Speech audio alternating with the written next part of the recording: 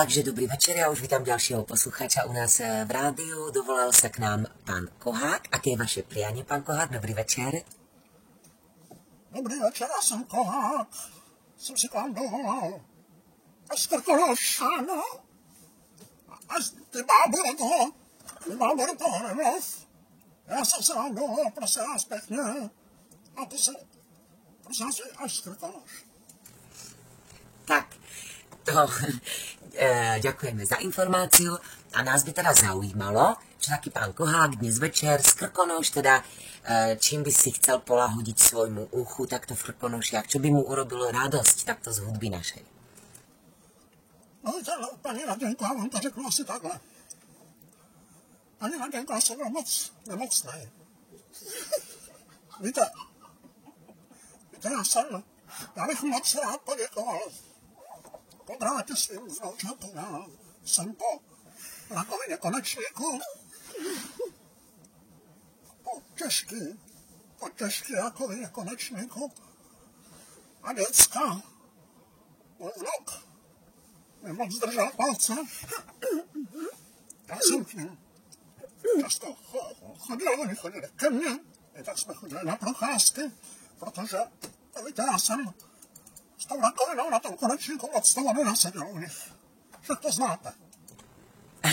Tak to neznám, pan Kohák, ale děkujeme teda za příspěvek. Opravdu to je smutný příběh, tak snad vám něco zvedne teď náladu, šťastně jste z toho vy vás. Tak no, já bych hlavně rád se nechal pohrát nějakou písničkou. Bába, ty se nesměj.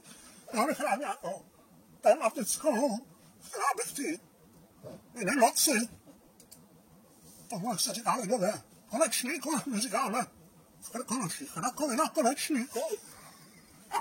Prostě k tomu zbytněnému konečníku se udělala nějaká písnička, kterou bych mohl zahrát svým vnoučatům.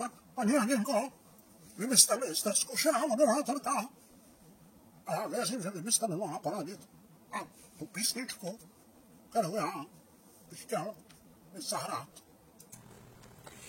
Tak vaše prianie sa budeme snažiť splniť čo najlepšie. Pán Kohák, ďakujeme za zavolanie.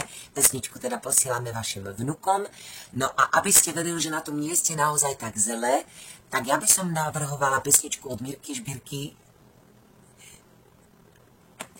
Kristýnka by mala dnes o pár rokov dlhšie vlasy. No víte, já jsem o všechny vlasy přišel, víte, rakovině. Ono se to nezdá, ten konečník je úplně na druhé straně hlavy. A přesto, byste se divila, paní Raděnko, kolik vlasů všechny vypadaly. Já neměla těla ani chlup. Mě bába říkala, aby se však lachtan. A víš, jaký je rozdíl mezi lachtanem a tebou, dětku, neříká bába. Že lachtan nemá rakovinu konečníku.